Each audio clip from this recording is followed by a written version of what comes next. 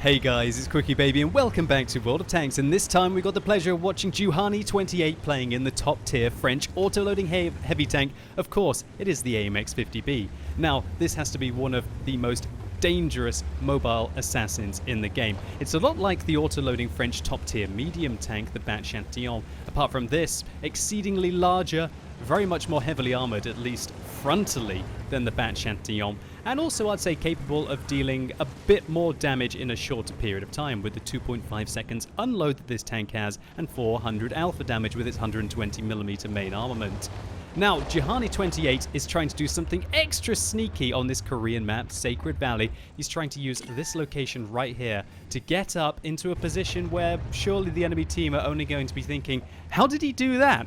But maybe he will get up there, maybe he won't. He failed the first boost. We're going to have to see about that later on. But in the meantime, it seems like it's going to work out quite well for him as he trundles his way through the town towards the LTTB. He puts his first round in, second round, takes him out, and then turns his attention to an IS-3. Now, it's unfortunate that he missed his first round, but that's still a pretty good magazine. 1,135 damage in literally the first minute and a half of this game, having picked up the first kill of the match, well, at least for his side. And that's really what the AMX-50B is just absolutely great for. It's fast, a lot faster than the Kranvang, massively faster than the T-57 Heavy, and yet when it gets there it still packs the same punch. It will deal 1,600 damage just like the other two auto-loading heavy tanks. Apart from this one, it doesn't have quite as good of an unload speed as the T-57 Heavy. It has an intra-clip reload of 2.5 seconds, whereas the T-57 Heavy fires all of its rounds in the first 6 seconds of firing the first shot, which obviously means that it has a 2-second intra-clip reload. So while the AMX-50B takes a little longer to be able to get its magazine out, it does do it in a much more precise manner because the vehicle has 2.5 seconds aim time compared to the T-57 Heavy's 2.9 seconds aim time.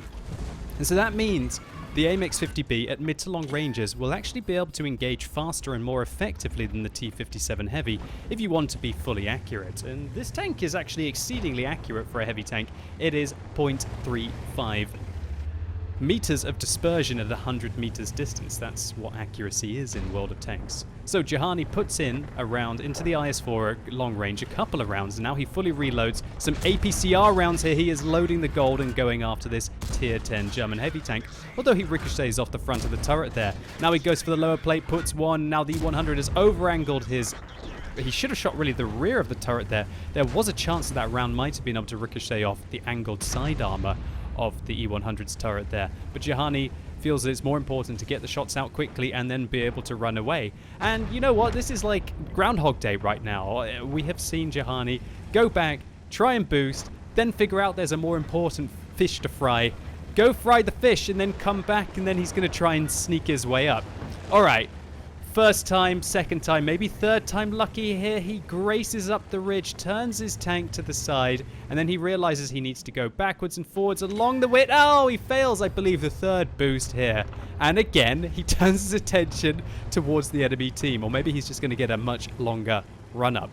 Now, this kind of boosting, it really is starting to affect more and more games these days, and I know that a lot of you out there will say that me publishing a video on it is not really going to help things at all, and I do accept that, but I also think it's important that everyone gets to see exactly what these kind of boosts in World of Tanks mean for the players both on his team, also on the enemy team, because Juhani's basically going to spend the next minute making his way on top of the hill, getting into a position that not that many people, I guess, knew that you could be able to get up here. And you're going to see the absolute massive implications it has for this round of World of Tanks, and especially the 15 players on the enemy team, or should we say, I guess, the 10 players who are left. Now, Juhani does get spotted going up here. He's really got to hope that that Type 4 Heavy and T-49 and everybody doesn't shoot him, but it just doesn't look like they realize that, oh, the ISU narrowly missing him here. That BL-10 would have been devastating, pretty much removing half of Juhani's previous hit points, well, remaining hit points, I should say. So now what he needs to do is he needs to put his tank to the side and get a little bit of a run-up to be able to get over this ridge. But instead he turns around, bounces the IS-4, one of the best things about this vehicle, and also bounces an ISU-152. How much damage was that the ISU-152 blocked? It actually looks like it maybe didn't hit his armor, it just hit the tracks, went through them, didn't hit the hull of the vehicle because of the funny angle that he had. Will Juhani manage to make it over this little gap? He's going to try and join the RU-251 Speerpanzer, who has also managed to do this. He's nearly there. There you go. That's exactly what he needed to do. Use a little bit of the momentum to slide your way up. And, well, he's had a decent game so far. Nearly 4,200 damage and 3 kills. But this is where really things are about to change. Now, the cap circle on Sacred Valley, well, at least for the team that needs to attack the northeast of this map, is completely out in the open. And remember, just a few months ago, or actually more like half a year ago now, the AMX-50B had its gun depression significantly buffed from 8 degrees now to 10 degrees. And that makes this tank truly fearsome in a position like this. Sure, it's not going to be quite as good as a Kranvang with its 12 degrees of gun depression, and also the fact that the Kranvang has amazing turret armor, something that the AMX-50B doesn't have. But still, in this kind of a position, how are they meant to be able to take the cap circle? It's just completely out in the open. He can go, well, hull down, even though that doesn't help at all in the AMX-50B. But he can control the engagement. He can get time to reload. Some of the tanks won't have the gun elevation to be able to shoot up directly at him from the cap circle. And unless they have the speed to be able to boost up, how are they actually going to manage to take out Juhani? And now that artillery has been changed, arguably nerfed, less and less people are playing self-propelled guns in World of Tanks, and so that makes these kind of positions all the more powerful. Because usually these are the kind of positions where you are very exposed to artillery. You don't have much cover to hide behind, you just have the elevation. And look, he shot down on the upper plate of the mouse there. That's one of the thickest plates in the game. But remember, because he's above him, it doesn't matter if it's, I guess, I don't even know, is a mouse 250 millimeters on the upper plate there? But his APCR rounds with 320 millimeters of penetration, or 325 to be exact, able to go through the mouse at this bizarre angle. Now that mouse can't be feeling too happy about himself. He just took 1,600 damage from the AMX-50B. And is he going to take the rest of his hit points?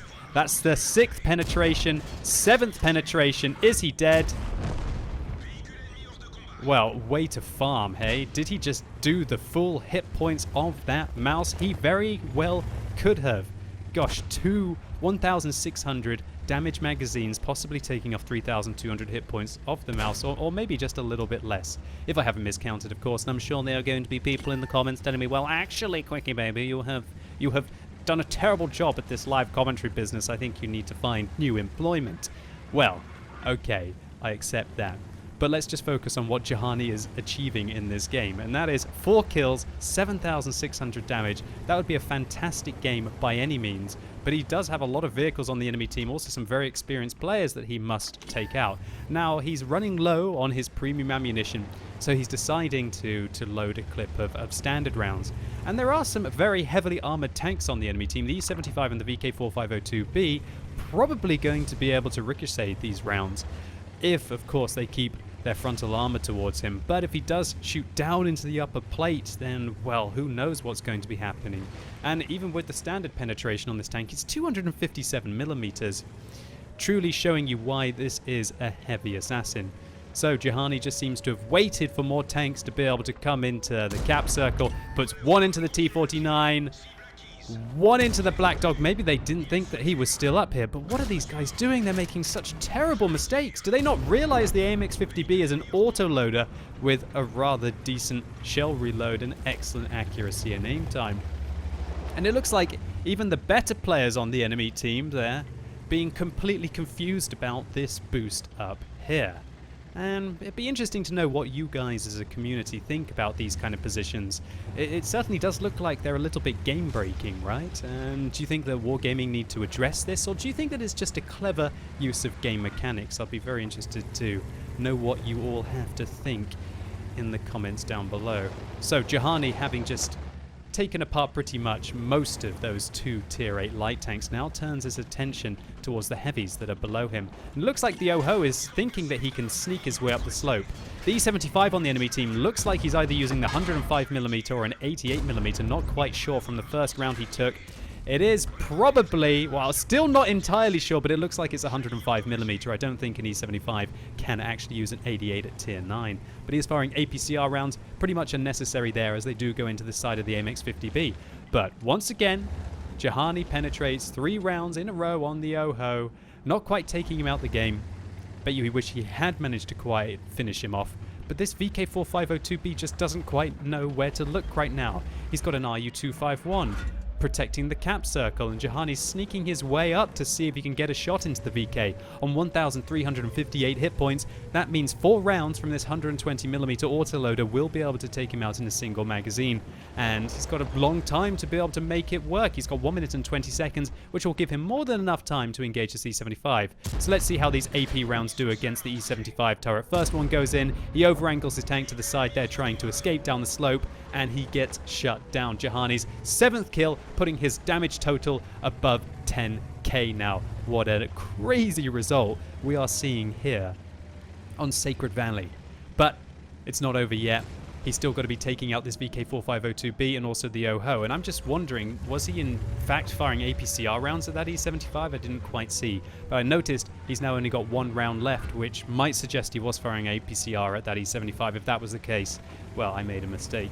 Okay, so let's see what Jahani is going to be able to do here against the VK. The RU251 is going down towards the OHO. The OHO is on 297 hit points, and the RU is on over 900.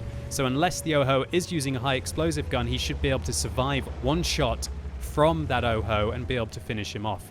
But Jahani's heard that the VK is fired, slips his way over the edge. The VK's using the wreck of that Type 4 heavy to his advantage, but it doesn't look like it's quite enough. Will Jahani puts the first interrupt in. Then the RU manages to take out the OHO, but he lost a lot of hit points there. Looks like the OHO might have been using the 105mm, and the VK put 1 extra round into him. Or alternatively, the OHO using a high explosive gun put him down to 88 hit points. But that RU is going to provide the distraction that Jahani needs to be able to reload an entire magazine. But unfortunately, Jahani, having taken a shot from the VK4502B, is now down to 444 hit points. And again, we don't know if the VK is using 105mm or 128mm, but the difference between that is going to be whether Jahani gets 1 shot or not. However, with a minute left on this game, Jahani's in no rush. He can afford to try and let the RU to flank around to try and force the VK to turn his turret to be able to engage him. It looks like the RU is going to shoot his way through the buildings to be able to find the side of the VK4502B. It might take him a little time, and I bet you Jahani's just waiting for him to be able to shoot those buildings down. Finally, he makes it through the first house that we see on the left there, but Jahani looks like he's had quite enough waiting. Comes up, VK of course has to have his turret to the side, and that allows Jahani to put 2 rounds into him, and the RU251 Speerpanzer finishes him off, preventing Jahani from picking up a Radley Walters medal. But when you've done 11,788 damage in this game and put out a big carry, could you really care? Through dominating the enemy team by utilizing that position, Jahani scores one of the top 5 damage games of all time in the AMX50B. Unsurprisingly, picking up an ace tanker with 1,529 base experience points, a defender medal for protecting his cap circle from on top of a mountain, and a high caliber for 11,788 damage dealt, of which most of that was at long range, as we can see here with his tanker sniper medal. And I'm sure Jahani would insist that Gnuck, who was playing his RU251 Speerpanzer, was instrumental at the end by getting the VK4502 to turn his turret and also dealing with that OHO. And I'd like to reiterate that I'm very interested in your opinions about these kind of boosted locations in World of Tanks. Surely they can't be intended from the developers, and they seem to be absolutely paramount in deciding some of these games. And of course, with less and less artillery seeming to be in World of Tanks at the moment, surely they're just going to become of more importance. Either way, Jahani28, congratulations to you on one of the greatest AMX50B games of all time, and thank you so much for uploading it to What Replays to share with the community. And hopefully all of you enjoyed this video. If you did, please consider giving it a like. I'd really appreciate it. And as always, thank you so much for watching. You've been epic, and hopefully I'll see you soon.